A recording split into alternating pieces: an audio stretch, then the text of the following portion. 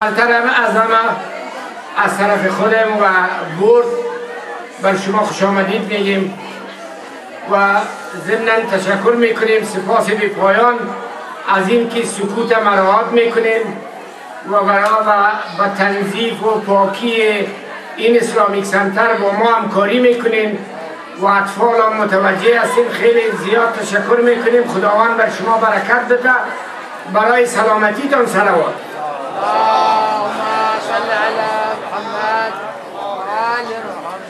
پروگرام هر شب ما از ساعت 7 شروع میشه تا ساعت 7:45. بعدش دعای افتتاح. شبای پنجشنبه البته دعای کمک داریم که امشب دعای کمک بود.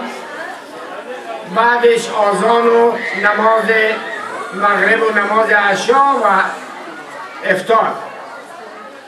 الان نوبت میرسه به پروگرام اصلی ما که آغاز میشه با تلاوت قرآن عظیم الشان توسط کمیل جان و بعدش برادر بزرگوار ما سید زکی حسینی انشاءالله شما را مستفید میسازد. برای سلامتیتان صلوات بلند ختم کنید.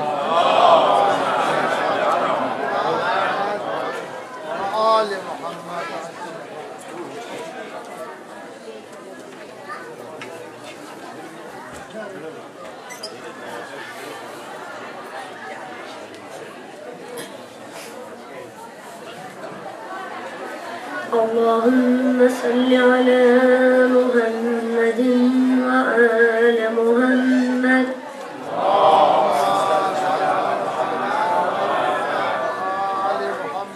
أعوذ بالله من الشيطان الرجيم. بسم الله الرحمن الرحيم.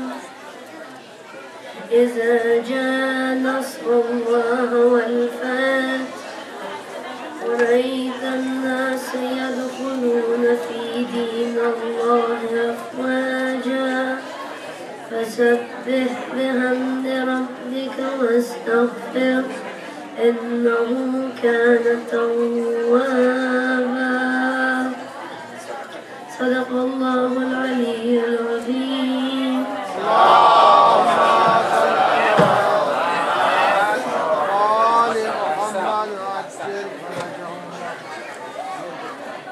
احسن کمیل جان. لطفا اولادای خودتان تشویق کنین که قرآن یاد بگیره و بیاین اینجا تلاوت کنن. انشاءالله خداوند برایشان عمر طویل و سلامتی بده. برای سلامتی کمیل جان هم صلوات بلند ختم کنید. از برادر بزرگوار ما سید زکی حسینی استعداد داریم تشریف بیارن. امیدوار هستم سکوت مراعات کنین. خواهر و برادرها متوجه اطفال باشین. صلوات بلند.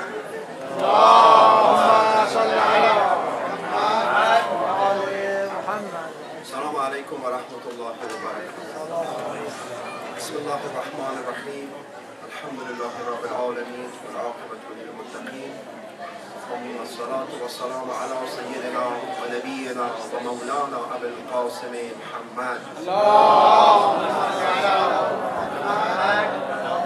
وعلى آله وصحبه المنتجبين. أعوذ بالله من الشيطان الرجيم.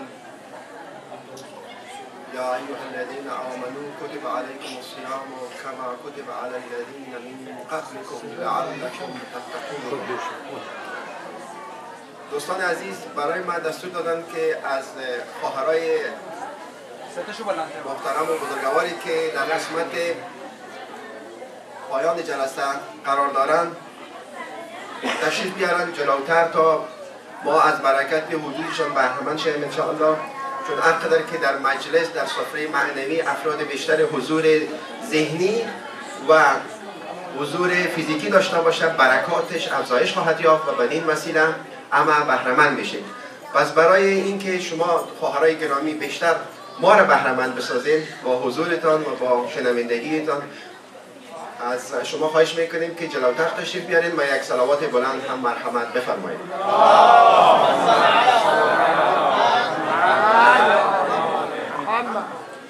نکته دوم این است که بعض وقتا در پیشبرد امورات جزئی و کلی یک مرکز اسلامی، یک انجمن ممکن است که اختلاف آرا و نظریات گوناگون باشد. بسیاری وقتا این مطالب و موضوعات میتونه که باعث یک برخورد و یا جنجال و کشیدگی شوند. یکی از بزرگان میگه که اگر پیامدهای امور جزئی را میدانستم این چیزی را جزئی نمیگفتم. بنابراین این امورات بسیار جزئی و کوچک هم میتونه که بازتاب‌ها و پیامدهای بسیار کلی و اساسی داشته باشه.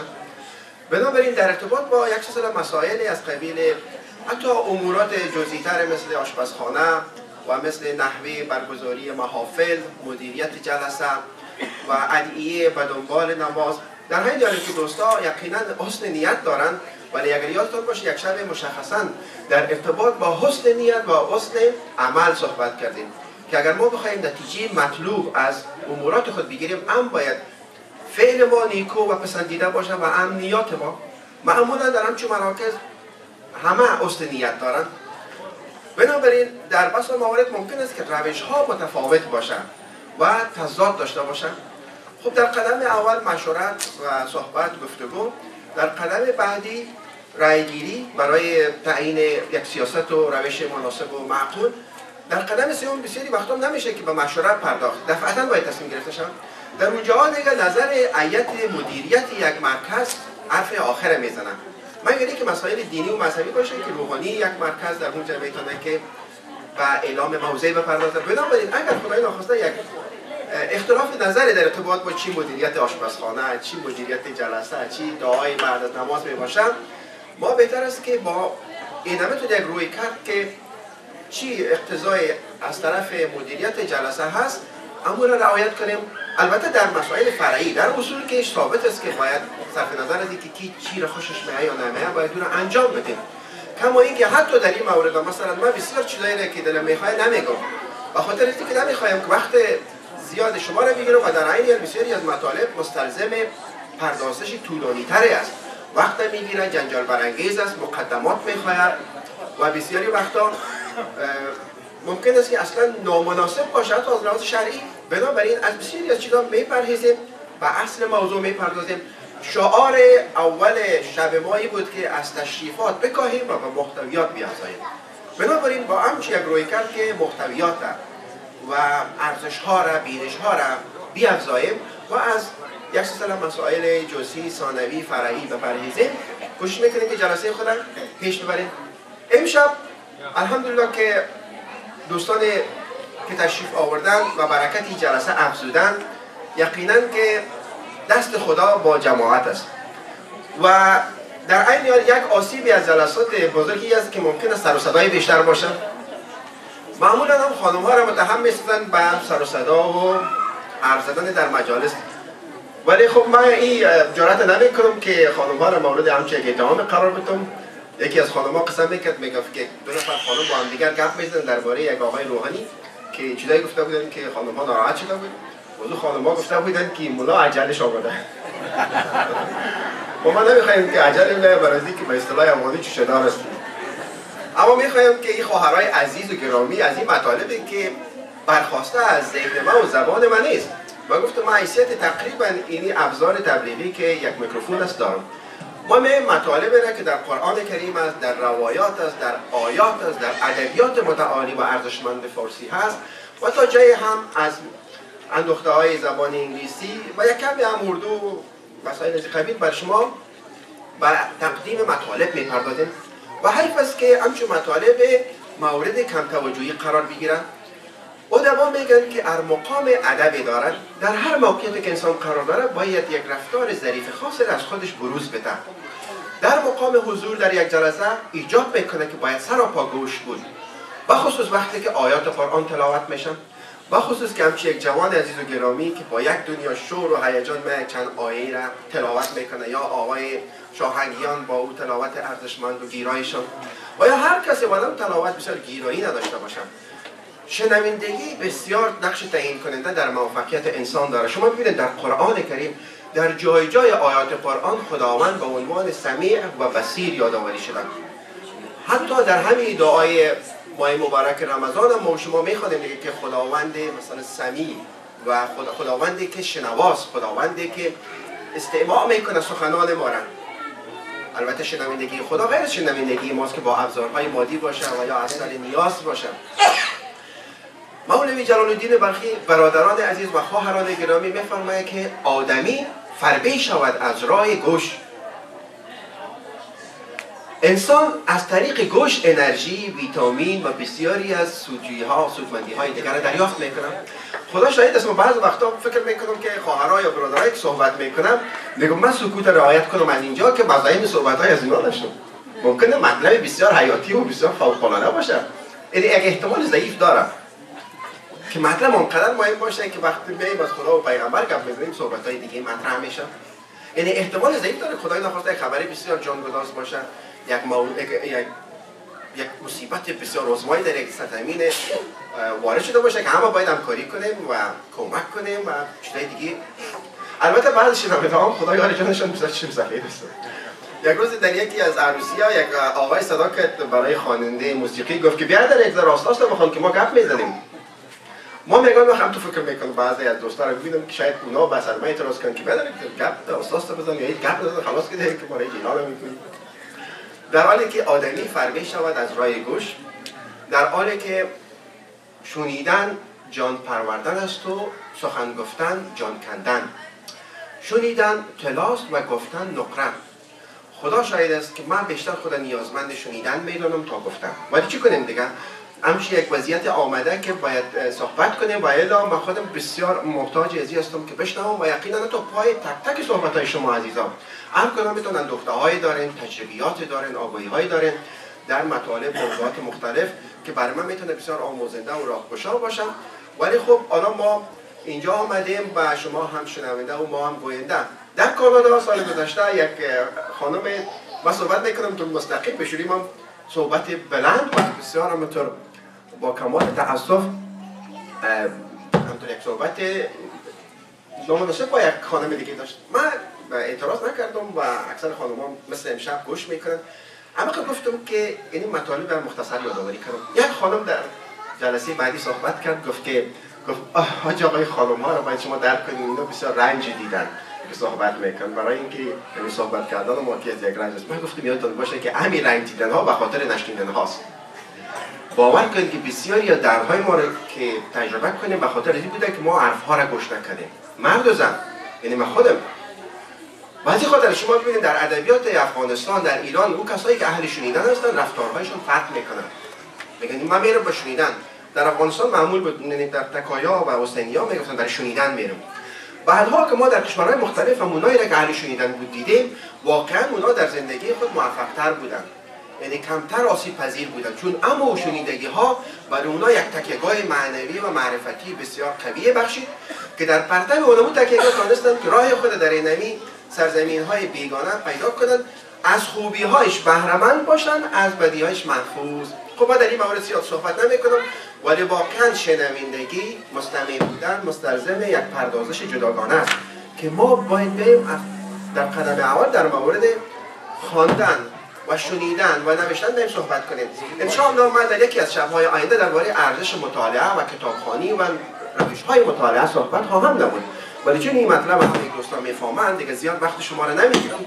اما که خواهش میکنم که سکوت کاملا رعایت شوند و الا ما در واقع تجاوز به حریم هوایی دیگران کردیم. درست مثل یک کسی که سیگرت میکشه در یک محفل عمومی که حریم هوایی تمامی افرادی که حریم هوایی مشترک است مورد تجاوز قرار دادن. سلامات بفرستید تا ساکت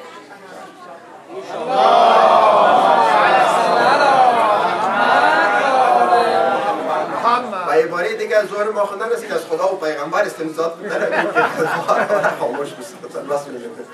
نه فضل خدا که جلسه در گذشته و سال گذشته و حالا بسیار خوب است و انشاءالله که خواهرای عزیز ما را باز عرض میکنم که از نعمت شنوندگیشون محروم نسازند که اگر یک خواهر یک برادر یک سخن خوبی از ما بشنوند ما بهره‌مند خواهیم شد و انشاءالله که همچون یک فضای در این جلسه کاملا حکم فرما باشه. صلوا علی محمد و آل محمد.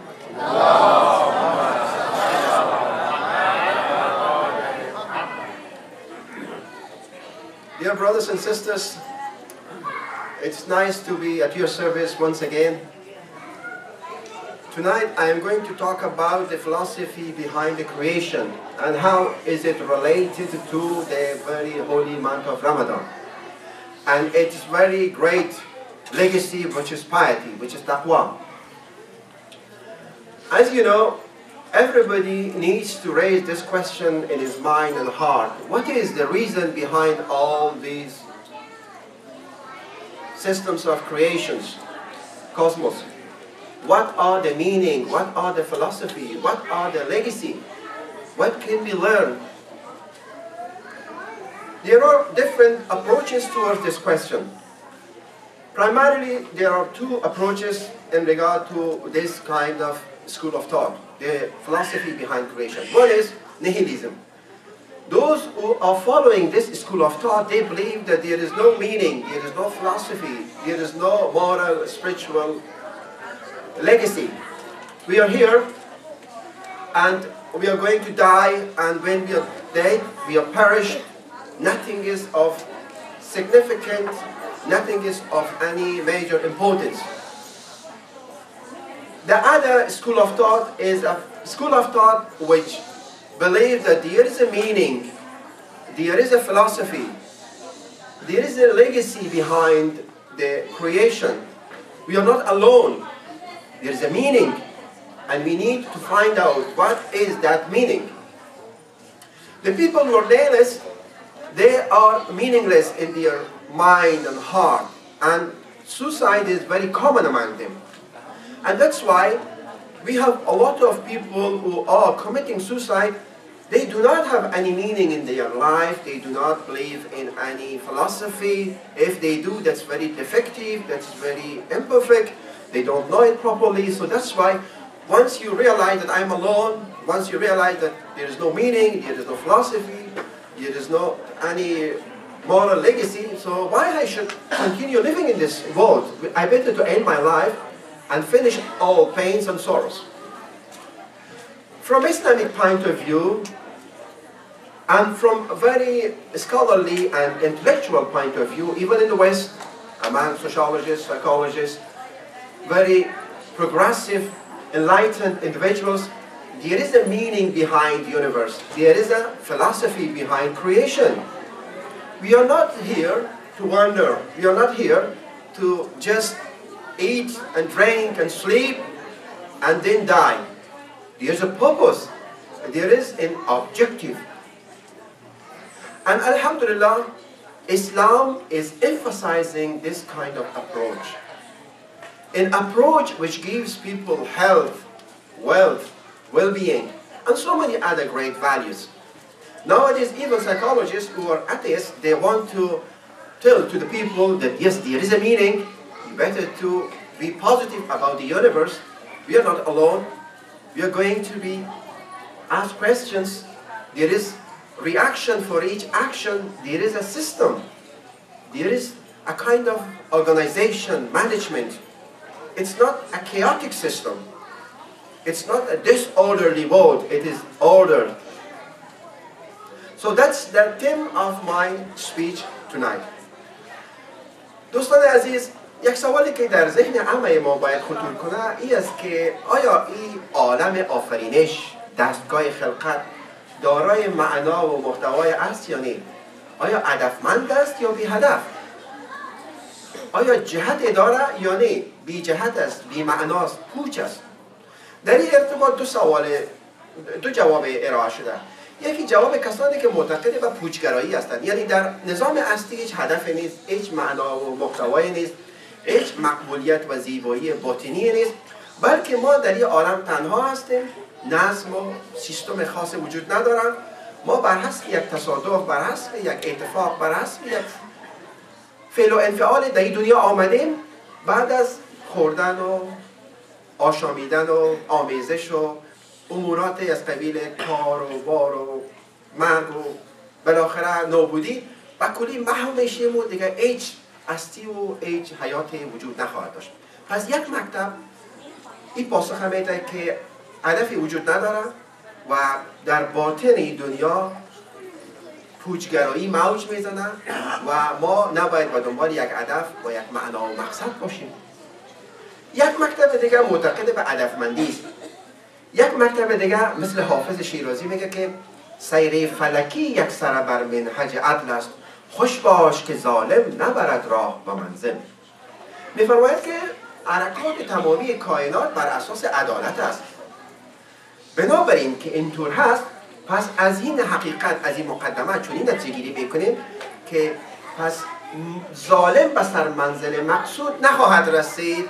ممکن است که مثل صدام برای 30 سال یک درخشش موقتی و جرقه گونه‌ای داشته باشه، ولی یک جرقه است.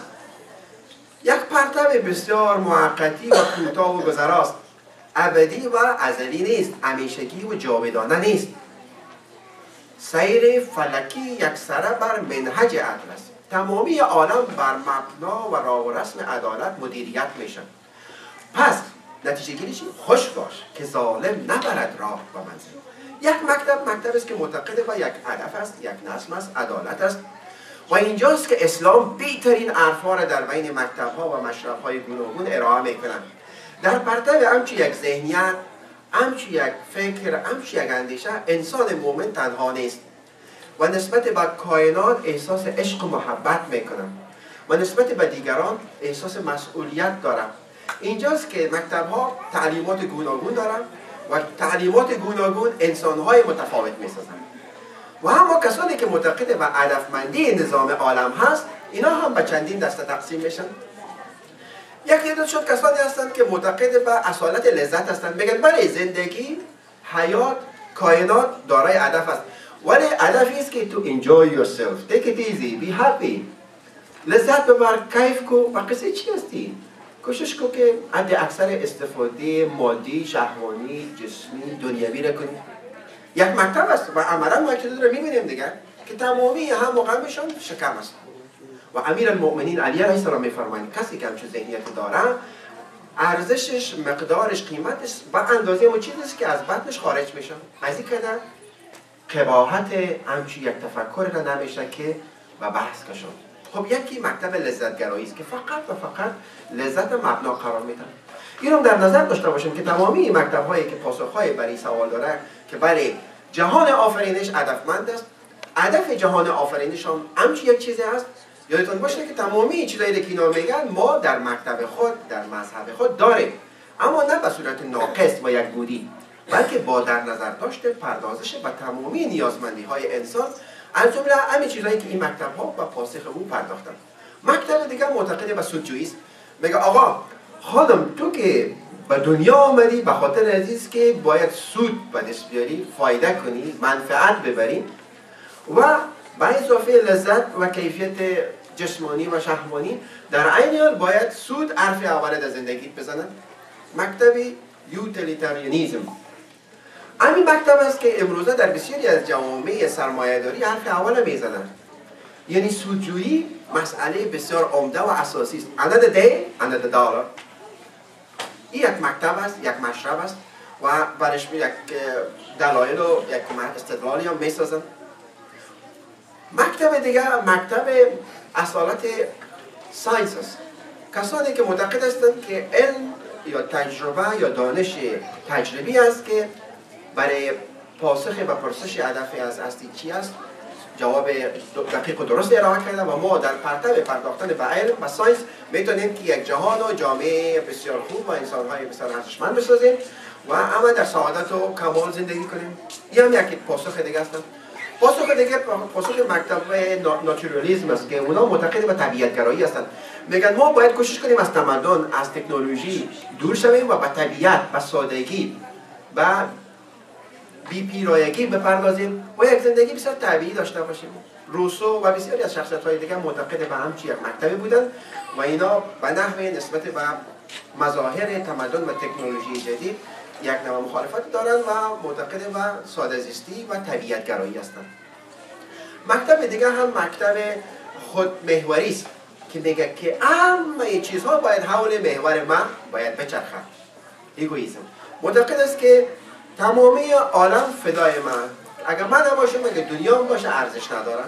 این مکتب زیادتر ارتباط میتن با ماکیاولی، نویسنده کتاب شاهزاده، و ایشان معتقد به این است که اگر تو میخوایی که یک آدم با تربیه باشی، در اصل با تربیه نباش، بلکه اینه به عنوان یک تکتیک، به عنوان یک شگرد کوشش کن که در پیش بگیری که دیگران را فریب بدی تا به هدفت برسی. دیگران چی معنا میدن؟ دیگران را باید با زورگویی همشون حرف بزنی. ببینید صدام و امثال هتلر اینا همین ذهنیت داشتن که میگه که بر مردم باید سوار شد و الا مردم بر تو سوار میشن.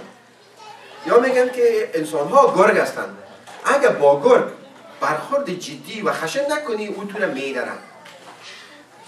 خب اینجا هر کدامش اگر ما بریم و بحث و نقد بکشانیم وقت زیاده را میگیرم و فقط در اینجا من همین میگم که مثلا در ارتباط با این نکته آخری ببینید، اسلام میگه که تمامی انسان ها موحد به دنیا میاد. یعنی انسان یک موجود نجیب است، اصیل است، ارزشمند است. انسان مسلمان به دنیا میاد. اینجا مسلمان به معنای این نیست که با تمامی جزئیات احکام شرعی همه انسان ها آگاهی دارند، نه. و این معنی است که یعنی در کلیات وقتی که یک طفل شما به صورت طبیعی بگذارین که رشد و نمو کنه، او معتقد به خدای واحد میشه، معتقد به این میباشه که یک هادی، یک پیغمبر، یک خبررسان از عالم غیب باشه، برای اینکه این عالم نمیتونه که بی معنا باشه، بی هدف باشه. خب اینجا دیگه باز استدلال است، منطق است. باید معاد باشه، باید آخرت باشه، چون انسان در وجودش این سیستم بسیار پیشرفته و شگفت انگیز و یه عالم بسیار ظریف و زیبا و دقیق چطور میتونه که بدون یک معنا و محتوا به وجود بیاد؟ اینا استدلال های عقلی است و جای خود داره و این مکتب در برابر او اندیشه مثلا ماکیاولیستی خودمحورانه است که معتقد به، ببینید چقدر جالب، اسلام معتقد به فداکاری و دگرخواهی است. یعنی مکتب اسلام مکتب دگرخواهی است. بسیاری از مکتب‌های دیگر مکتب‌های خودمحور است. ولی جالب است که ما گفتیم که همه اون جنبه‌های مثبتی را که قسماً در مکتب‌های دیگر است ما داریم و اینطور نیست که مثلا در اسلام بگه که تو خودت هیچ ارزش نداری. یا ایها الذین آمنوا قوا انفسکم و اهلیکم نارا. ای کسانی که ایمان آورده اید خود و خانواده ایتان را از آتش نجات بدید. اول خودتان میگن. پس خود ما هم مطرح هستیم، خانواده ما مطرح است، جامعه ما مطرح است. مسلمانان هم برای ما مطرح است، امنوعان و سایر موجودات هم مطرح است. بنابراین به قول یکی از دانشمندان بزرگ پاکستان ابوالاعلی مودودی که میگه که تمامی خوبی هایی که در دیگر مکتب ها و مشرب ها هست در اسلام است، ولی خوبی هایی که در اسلام هست در هیچ مکتب و مشرب دیگری نیست. در ارتباط با مذهب شیعه هم میره میتوان گفت که تمامی خوبی هایی که در دیگر مذهب ها هست، مشرب های اسلامی هست، در مذهب شیعه است. ولی مذهب تشیع از یک تمایز و برتری بسیار خاص و بسیار منحصر بر فرد برخوردار است. خب حالا به این نمیتونیم بپردازیم، ولی یک بحث خاص و جالبی هست که چطور میتونیم این مسئله را اثبات کنیم. Yes, brothers and sisters, I was talking about the different kinds of approaches in regard to the answering toward that question. Is there any philosophy behind the creation? We said yes, there is. And the people who say yes, there is, they are divided into different groups. Some of them believe in the originality of enjoyment, which is the school of thought of Hinduism. They think that the motivation, the philosophy, the meaning behind our creation is to enjoy, to seek pleasure, to be happy. Take it easy. Don't worry, just enjoy yourself. And this enjoyment is primarily physical, sexual, material, and worldly. And there are people who have this kind of worldview. And their lifestyle is according to these kinds of attitudes. The other school of thought is the school of thought which is called utilitarianism. This school of thought is seeking benefits. They are after interest. They just think in material terms. They want to gain material benefits. And their prime motivation is to seek interest. It is interesting to mention that the good points of all these school of thoughts are already in Islam. For instance, we have been asked to enjoy ourselves, to marry, to travel, to have good home, to eat well, to dress appropriately and be well presented. And to, for instance, the ladies have been asked to be like peacocks. Why? Because peacock is the symbol of colorful, being. And this means that, yes, a lady can enjoy by paying attention to different kinds of colors. This is the hadith. This is not my personal understanding of women's dress. So one can enjoy in material, in physical, in worldly affairs, as well as in spiritual aspects of life. By the same token, we have been also asked to work, to get employment, to be a giving person rather than a taking person. Because from principal point of view, to give is better than to take. Giving alone is better than giving sadaqah. This is the mentality of Islam. And in the prayers and the supplication which we every night offer and present during the holy month of Ramadan, we say that, "Oh Allah, I seek refuge to you from poverty. وَاغْنِنَا مِنَ الْفَقْرِ." Please make us needless from poverty. So we are also having these values, these benefits of this school of thought. The other school of thought is the school of thought which is called naturalists. They believe that we better to get rid of technological achievements. Civilization is not good. Let's go to the nature, and by leading a very simple lifestyle, we can have a very healthy life, and we enjoy, and we will construct and build a better society, better family. The other school of thought is the school of thought which is the egoist school of thought. The egoists believe that I, as a person, am the center. Partially, individualism is also advocating this kind of approach. People who are egoists, they're selfish. They think that everything should be around me. The world should be sacrificed for the sake of my benefits and my well-being, and nothing is important as I am. And Machiavelli is one of the major advocates of this school of thought. And it is interesting to mention in regard to this fellow who was living about 4 centuries ago in Italy, and his book, The Prince, is very interesting to read. He says that you should be like a wolf and try to exploit people, deceive and cheat, and try to act like a religious person, because by doing so people respect you, but you don't have to be a religious. Use lies and use tricks in order to deceive people. If you don't push yourself on them, they will exploit you. So this is a school of thought, and a lot of people and politicians are following his school of thought. And it's interesting that even people who follow his teachings, they condemn him, because he is so cursed and actually condemned that even people who regard him as their guide, they do not say that, yes, he is my master, he is my leader. The other school of thought is the humanism school of thought. Humanists say that God is not the major focus of the creation. It is the human being. Everything should evolve around the human being. And they also have partially good intentions, but it is defective, because they want to create a good society for the human being, but they want to do it at the cost of eliminating God, or putting God in the corner and just the human being. So we have naturalists, we have the humanists, we have the people who are egoists, and the people who are just thinking in material gains, and they want to just think in the terms of interests. As I said, and I was quoting from the Pakistani scholar by the name of Professor Maududi, he used to say that whatever good points are in other school of thought, it is found in Islam. But the unique greatness of Islam are not available in other school of thoughts. In other words, we have all these good points because we have enjoyment in our religion. You marry, you travel, you enjoy yourself, you can have children, you can wear good clothes. And as I was saying that women have been recommended to be like a peacock, which means that they should enjoy their clothing and have a very well-presented appearance, and have good food, good drinks, good sleep. There are so many good hadith and ayat which shows that how we can enjoy ourselves.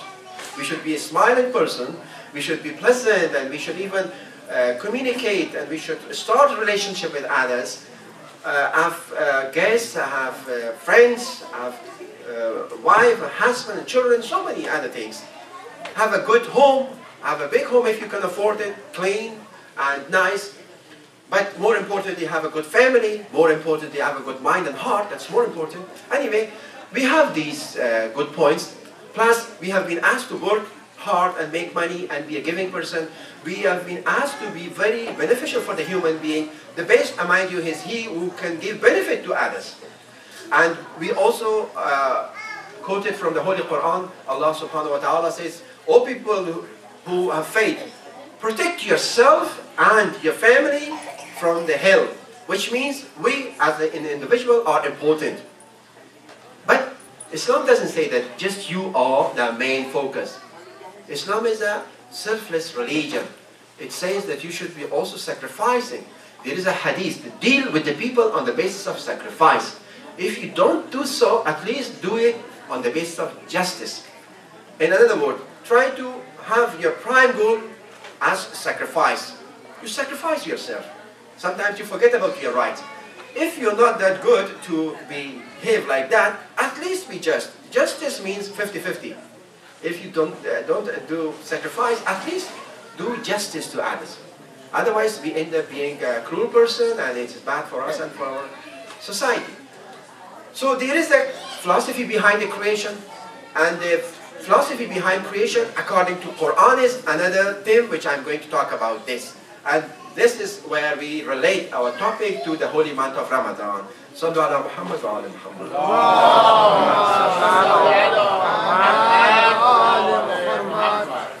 اینجاست که ما پاسخ به هدفمندی نظام آفرینش از قرآن کریم جستجو میکنیم و ضمن پاسخگویی به این پرسش و ایجاد ارتباط بین این بحث و مناسبت ماه مبارک رمضان میپردازیم. عرض شود خدمت شما که قرآن کریم در ارتباط با این که جهان آفرینش نظام اصلی دارای هدف است، جوابهای متعدد ولی هماهنگ ارائه کرده. مثلا در یک جای خداوند میفرماید که و ما خلقت الجن والانس الا لیعبدون، جن و انس را نیافریده مگر برای عبادت. اینجا هست که عبادت حرف اول در ارتباط با پاسخدهی و پرسش هدفمندی نظام آفرینش ارائه میکنه. عبادت هم تنها نماز و روزه نیست. هر حرکت و عملی که دارای حسن نیت است، حسن فعل است، ولوی که نماز نباشه، روزه نباشه، ولوی که لبخند زدن به طرف یک همسر باشه، ولوی که بوسیدن روی یک طفل باشه، ولوی که قدم زدن بالای یک سرک و خیابان باشه، وقتی که با حسن نیت است، به خاطری است که من تجدید قوا شوم، به خاطر ازی است که من یک کار نیک انجام بدم تا موجب رضایت خدا شود. و این بسیار نکته کلیدی است که رضایت خدا در برگیرنده رضایت مخلوقش هم هست. قرآن کریم می‌فرماید کسانی که در راه خدا تلاش میکنند در واقع برای خود تلاش میکنند. یعنی انسان با ندیدن خود وقتی که در خدا ذوب شد، خود مرا، یعنی منیت مرا به صورت طبیعی و معقول رشد و گسترش میدن. اینجاست که شما ببینید فداکارترین انسان‌ها پیامبر اسلام حضرت امیرالمؤمنین بیبی زینب، امام حسین است. ولی این بزرگان چقدر محبوب و چقدر عزیز و چقدر گرامی در این دنیا و در آخرت هستند. یعنی خدا ندیدن و خدا را دیدن باعث این میشه که حتی خود ما هم رشد و گسترش پیدا کنند. ولی ما اگر صرفاً خود دیدیم، هم خود ضایع میکنیم هم دیگران را. اینجاست که مکتب ها فرق پیدا میکنه. پس یک پاسخی است که هدف از نظام اصلی عبادت تمامی موجودات در ارتباط با خداوند معبود و محبوب است. خدایی که نیاز به عبادت ما نداره، ما به نیازمند عبادت او هستیم. اینجاست که خداوند در قرآن کریم میفرماید که یا ایها الذین آمنو یا ایها الناس اعبدوا ربکم الذی خلقکم والذین من قبلکم لعلکم تتقون. ای انسان ها، صرف نظر از اینکه چه دین و مذهب و مکتب دارید، ای بشریت، ای مردم، خدایی را پرستش کنید که شما و پیشینیان شما را خلق کرد تا تقوا به دست بیاورید. پس ارمغان و رعاورد عبادت تقواست. رعاورد ماه مبارک رمضان هم تقواست دیگه. یا ایها الذین آمنو کتب علیکم الصیام کما کتب علی الذین من قبلکم لعلکم تتقون. ای مؤمنان، در اینجا دیگه شما دوستای عزیز و گرامی با کمال احترام مورد خطاب قرار گرفتین که روزه میگیرید و کسانی که نمیگیرن ولی نیت داشتن که اونا هم بهره مند بشن نظر بر معاذیری که نتونستن. ای مؤمنان، خداوند وقتی که انسانها را به عنوان مؤمن خطاب کنه، شما ببینید که چقدر یک خطاب کریمانه و بزرگوارانه است، چقدر ارزشمنده، چقدر خود شما گرامی و ارجمند هستید.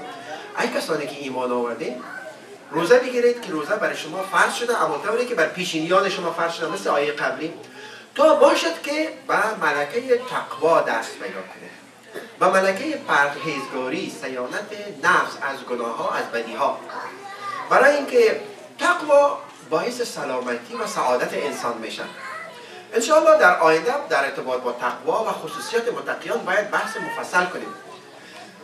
یک جمله را به زردشت نسبت میدن که میگن که گفتار نیک، پندار نیک، رفتار نیک. جمله خوبی است، ولی بعض بزرگان میگه که بسیار این جمله یک جمله میانخالی است. چرا؟ برای این که ما اگه بخوایم که گفتار نیک و رفتار نیک و پندار نیک محقق بسازیم، مجسم بسازیم، باید تعریف کنیم که جزئیات خوبی در گفتار، در رفتار، در پندار چی است. باید یک شعار کلی است و ما نباید از شعارگویی بپرهیزیم، و شعارگویی محض بپردازیم. باید پشت هر شعار شعوری باشد. پشت شعار تقوا هم شعوری است. انشاءالله در آینده در ارتباط با خصوصیات متقیان از منظر علی علیه السلام مفصل صحبت میکنیم. چون معمولا ما وقتی که میگیم آدم متقی یعنی یک آدم پرهیزگاره که دیگه هیچ کس گپ نمیزنه، نان نمیخوره، فقط و فقط عبادت میکنه، روزه میگیره، یک محاسن بسیار طولانی داره، سراپایش پوشیده است، دیگه فقط تصویر دستش است، یک آجی آقای بسیار دوست داشتنی و عزیز و محترم و مقدس. ولی علی علیه السلام هیچی که صفات در اون خصوصیات متقیان ناورد، اگرچه که خصوصیات هم ارزشمند است و این خصوصیات است که دیشب هم گفتیم که کسانی که ظاهرشان نیکوتر است، ما به باطنشان امیدوارتر هستیم و ظاهر هم ارزش دارد و همین ظاهر است که باطن نگه می‌دارد، مثل پوست بادام که باعث پاسداری از سلامتی یک بادام میشه. ولی این نمیده که صرفا ما را در پوست متوقف بسازه. ما باید از ظاهر به باطن دست پیدا کنیم و معنا و محتوا را پیدا کنیم. تقوا معنا و محتوای دین است، باطن دین است و اینجاست که باید داخل جزئیات شد. پس یک پاسخ در ارتباط با هدفمندی نظام آفرینشی است که انسان‌ها شما خلق شدید تا به ملکه و صفت تقوا دست پیدا کنید و با صحبت خواهیم کرد که تقوا منحصر به مسلمانان نیست. ما انسان‌های غیر مسلمان هم داریم که انسان‌های متقی، پرهیزگار هستند. بسیار امریکایی‌ها هست، بسیار آدم‌های پرهیزگار، محترم، مؤدب و بسیار کارهای بدی را که حتی ممکن است یک مسلمان کنه که در دینش حرام است انجام نمیدن. ولی خب تقوا یک تقوای بشری و تقوای انسانی یا تقوای از یک مکتب مشرب دیگه است. تقوای اسلامی یک تقوای الهی برخواسته از آموزه‌های الهی و گرفته شده از نمونه‌های بسیار متعالی مثل پیامبر اسلام و امیرالمؤمنین است که در تاریخ بشریت همچی یک الگوهای تمام عیار تقوا و پرهیزگاری وجود دارد.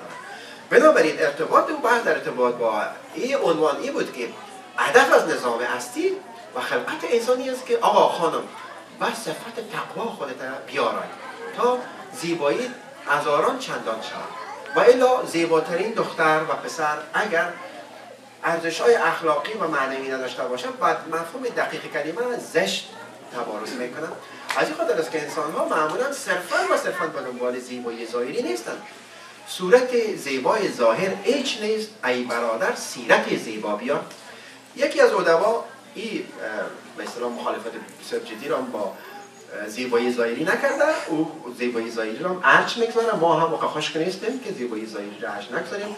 ایشون میگه که زن خوبصورت گوهر گرانبهاست و زن خوبسیرت گنج گرانبها و طبیعی است که بین یک انگشتر الماس با یک گنجینه از انواع و اقسام جواهر و احجار کریمه بسیار فرق اساسی وجود دارد. اسلام آمده که ظاهر باطن ما را بیاراید، زیبا بسازد. و یک روایت را نقل کردم در ارتباط با لذت، در ارتباط با منفعت. در روایت است که خوب است که زنان مثل طاووس باشند، چون طاووس ظاهرش بسیار رنگین است و این به این معنی است که یعنی به عنوان یک مسلمان، یک انسان مؤمن حتی به ظاهر و به زیبایی ها و آراستگی ها هم توجهی بسیار جدی و جامع دارند. ولی مهمی است که یک خانم نباید در خانه کابوس و در بیرون طاووس باشد. نکته اینجا. صلوا علی محمد.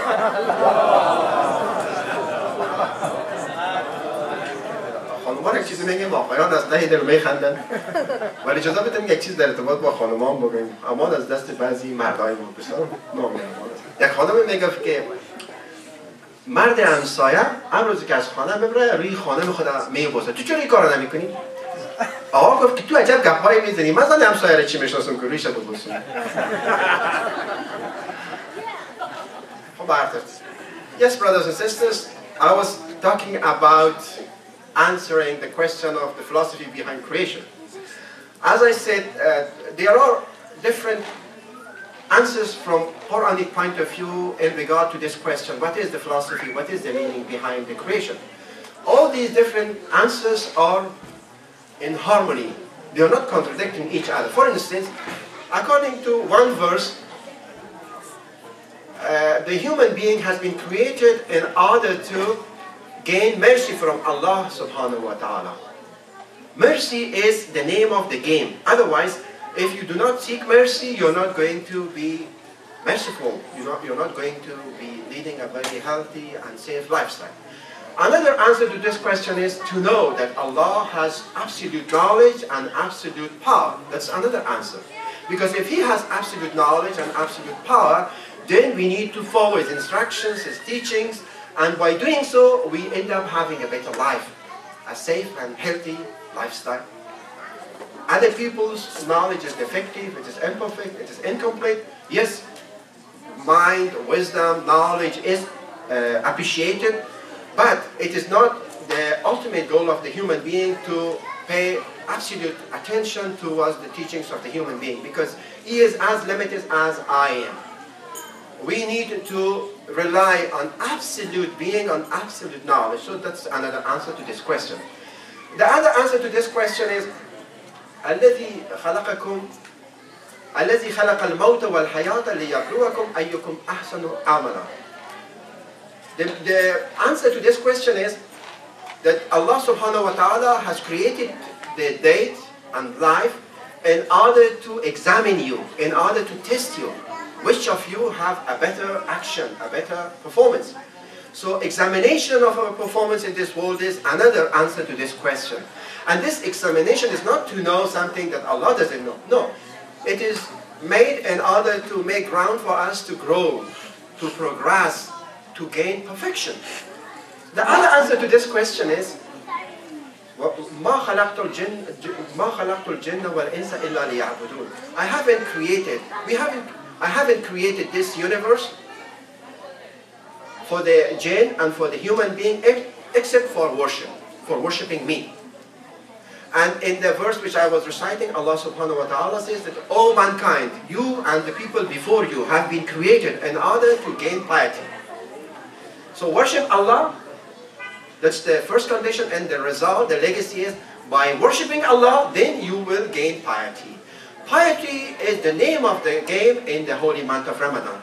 It is the quality which makes a person successful, pleasant. It makes a person safe and secure.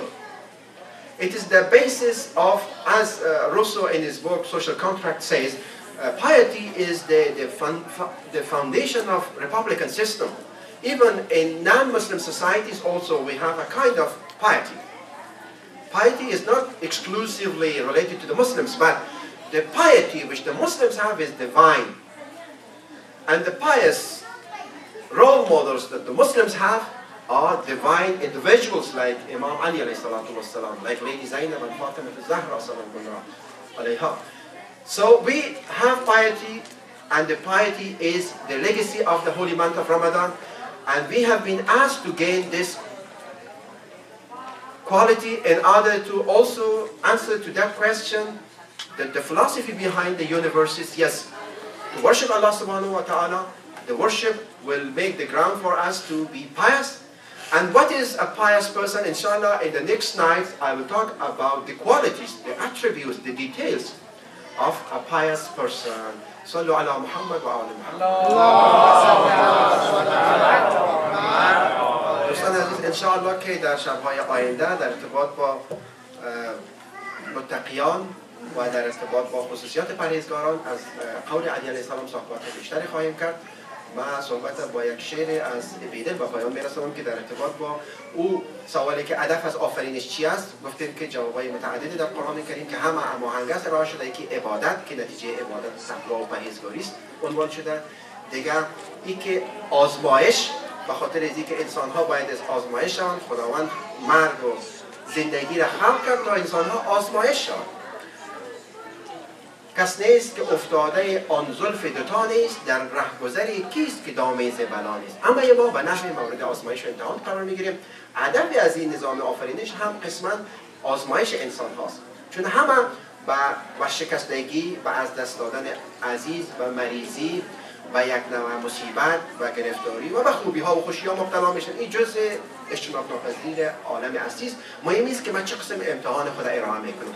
پاسخ دیگری است که خداوند میفرماید که شما را خلق کردیم تا شما با دانش مطلق و بیکرانه الهی و قدرت بی‌پایان او آگاهی پیدا کنید. چون وقتی ما دانستیم که خداوند دارای دانش بیکرانه و نامحدود است، از خداوند کریم تبعیت میکنیم و تعلیماتش را آویزه گوش قرار میدیم. پاسخ دیگر که نکته آخری سی است که خداوند انسانها را خلق کرد تا از رحمت واسعه الهی بهره مند شوند. چه خدای مهربان و دوست داشتنی! رحمت، دانش، عبادت، تقوا، امتحان که این امتحان باعث تقویه خود ما میشه، چون انسان در امتحان آمادگی میگیرد. اینجاست که بیدل میگه که از چمن تا انجمن جوش بهار رحمت است. از چمن تا انجمن جوش بهار رحمت است. دیده هر جا باز میگردد دچار رحمت است. شب اگر گل کرد بیدل پردهدار عیب ماست. صبح اگر خندید در تجدید کار رحمت است. صلوا علی محمد و آل محمد.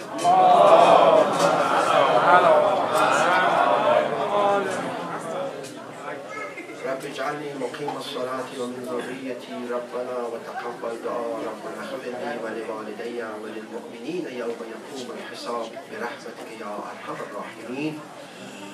خدایا ما را انسان‌های هدفمند و روشمند قرار بده. ما را از پوچگرایی و پلیدیگرایی وارهان. الهی توفیق من بخش تا زندگانی خود و دیگران را منطبق به اهداف نظام هستی بسازیم. بار الها تو بی‌نیازی از هدف داشتن در خلقت هستی و خلقتت هدف دارد. ما را با اهداف خلقت با نظام تکوین هماهنگ بگردان. الهی تو دین را فرستاده‌ای، نظام تشریعی را برای ما نازل کرده‌ای که هماهنگ با نظام تکوین است، با نظام کائنات است. ما را توفیق بخش تا بتوانیم که هماهنگ با سیارات، با نظام‌های گوناگون عالم هستی باشیم تا از ظلم و از جفا بپرهیزیم و به عدالت آراسته گردیم. الهی عاقبت امور عمه ما را ختم بخیر بگردان. حوایج مشروعه عمه ما را برآورده بخیر بگردان. ما را از سفره بیکرانه قرآن کریم بهره‌مند بگردان. برای سلامتی و سعادت تمامی دوستان حاضر در این جلسه، مؤسسین، زحمتکشان، ترتیب دهندگان، شنوندگان، گویندگان، همه و همه ای قاری قرآن کریم عزیز کامل جان و امثالهم یک صلوات بلند مرحمت بفرمایید.